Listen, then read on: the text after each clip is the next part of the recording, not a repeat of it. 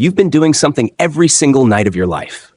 You do it automatically, without thinking, without questioning it, convinced that because you've done it since birth, you must understand it. But what if you've been doing it just slightly wrong? Not wrong enough to feel broken, not wrong enough to raise alarms, just wrong enough that, over years, it quietly costs you memory, dulls your mental sharpness, slows your thinking, and may even be reshaping your brain in ways you never intended. That thing is sleep. Sleep feels simple. You close your eyes, drift off, wake up, repeat. Most people think of it as the absence of activity, a pause button on consciousness. But while you're unconscious, your brain is anything but idle. It is running one of the most complex optimization programs found in nature. It is deciding which memories survive and which fade. It is strengthening some neural pathways while deliberately weakening others. It is literally adjusting the physical structure of your brain, growing some regions, shrinking others, based on choices you didn't even know you were making. And here's the uncomfortable truth. No one told you.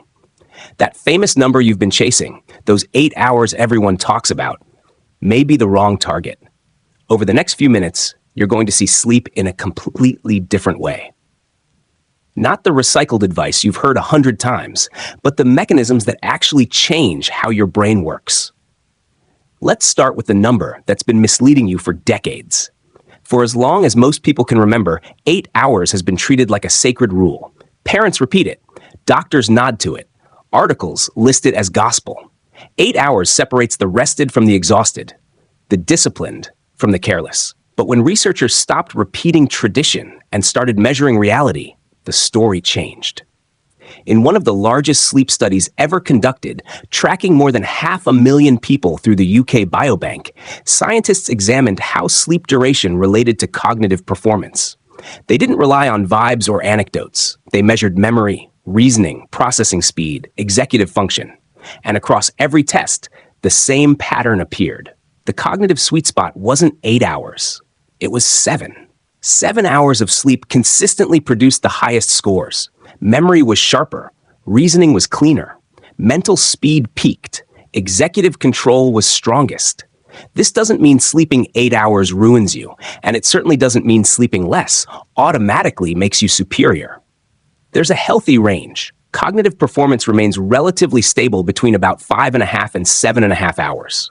But the peak, the point where the brain performs best on average, sits right around 7 hours. So why has 8 hours survived for so long? Part of it is tradition. Part of it is convenience. 8 divides the day neatly into thirds: work, rest, leisure. It feels clean. It feels right. But biology doesn't care about round numbers, and the data reveals something even more surprising. That the relationship between sleep and brain performance isn't a straight line where more is always better. It's a curve, and both ends are dangerous. Everyone understands one side of the curve. Too little sleep is bad. Stay up all night and your focus collapses. Do it repeatedly and your mind feels like it's running through mud. That's obvious. What's far less intuitive is the other side. Too much sleep can be just as damaging as too little. Researchers call this a U-shaped curve. On the left side, below about 4.5 hours, cognitive function drops sharply. Attention falters, memory formation breaks down, the brain misfires. But on the right side, consistently sleeping more than 8 or 9 hours, the same thing happens. Cognitive performance declines. And this isn't just subjective. Brain imaging shows it. When scientists measured gray matter volume across 46 different brain regions, they saw the same U-shaped pattern.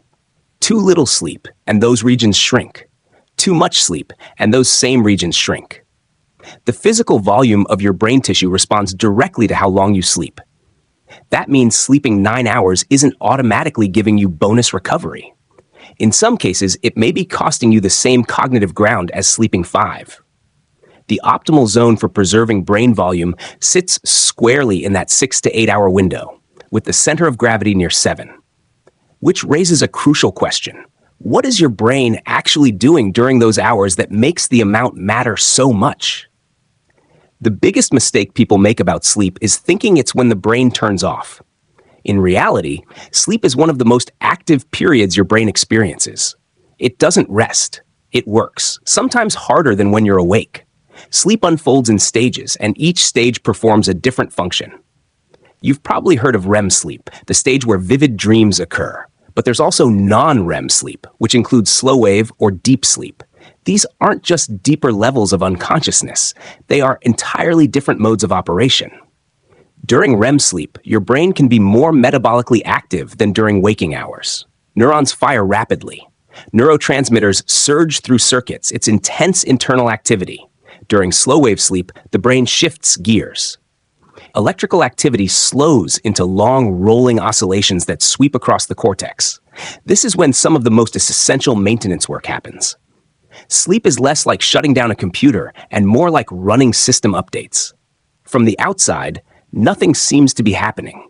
Inside, critical processes are running that can't occur while the system is in use. One of the most important of these processes is memory consolidation. Every day, you absorb a staggering amount of information. Conversations, faces, facts, skills, emotions.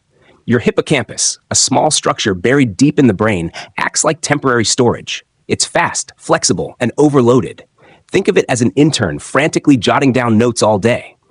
But the hippocampus was never meant to store information long term. Its job is to capture experiences quickly and hand off what matters. That handoff happens while you sleep. As you lie unconscious, your hippocampus replays the day's experiences at extreme speed, sometimes 10 to 20 times faster than real life. It runs compressed highlight reels again and again throughout the night. This neural replay transfers information from temporary storage in the hippocampus to long-term storage in the cortex. During slow-wave sleep, this replay triggers coordinated bursts of activity. The hippocampus fires. The cortex responds. Connections strengthen along pathways that represent memories worth keeping.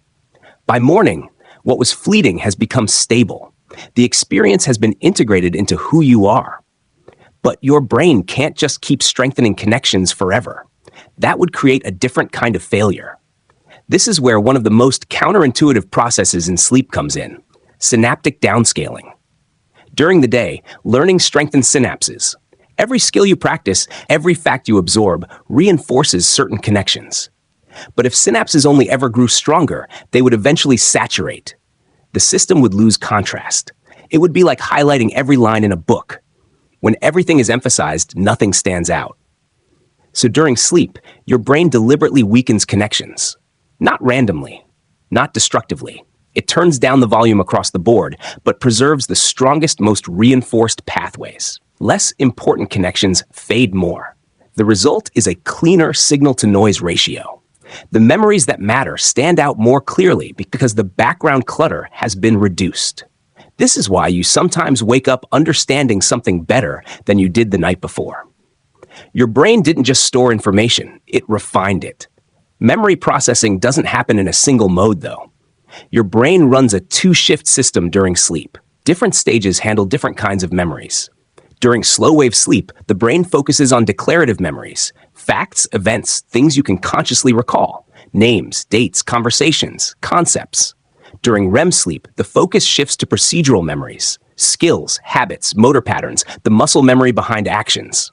These stages alternate throughout the night, and each cycle builds on the last. Slow-wave sleep stabilizes memories, locking them in. REM sleep integrates them, reducing interference and weaving new information into existing knowledge. If you cut your sleep short, you usually cut into REM sleep, which dominates the later hours of the night. You might remember what happened in yesterday's meeting, but lose progress on the skill you were practicing. Fragmented sleep breaks this partnership. Miss either stage, and you lose half the benefit. When this system breaks down, the consequences go far beyond feeling tired. Sleep deprivation disrupts memory formation at the molecular level. The hippocampus relies on long-term potentiation to create lasting memories. Without adequate sleep, the receptors involved in this process malfunction. Chemical signals become noisy.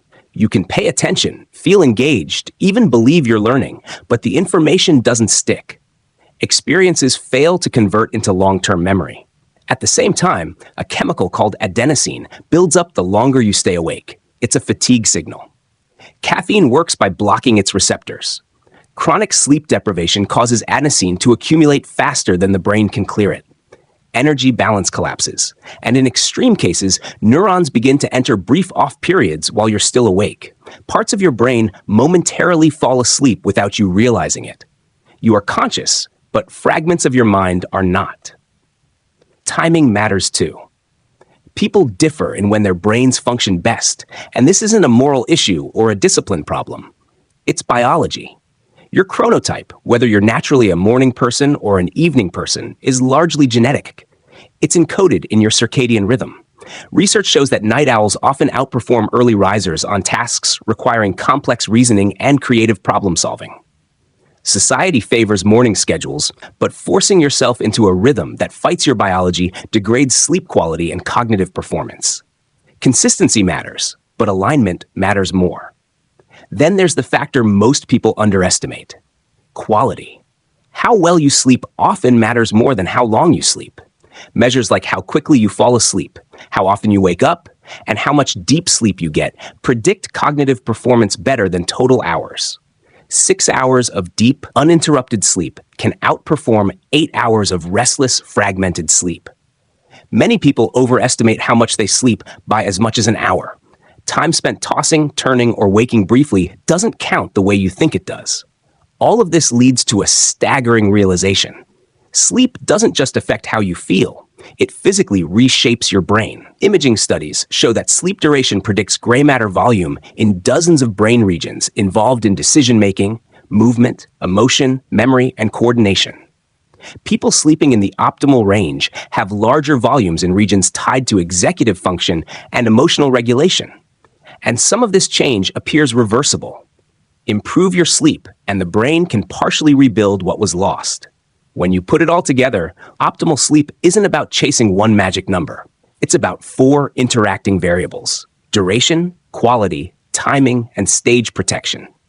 7 hours is a strong starting point for most people, with a healthy range between 6 and 8. Deep, uninterrupted sleep matters more than total time in bed. Aligning sleep with your chronotype gives you an edge. Protecting both slow wave and REM sleep ensures memory consolidation actually completes. These factors don't just add up, they multiply. Get one wrong and it drags the others down. Get them aligned and you unlock something most people never touch. Sleep isn't downtime, it's upgrade time. Every night is a chance to optimize the organ that controls how you think, remember, create, and decide. You've been sleeping your whole life. Now you understand what's really happening during those hours, why it matters, and how to finally use it to your advantage.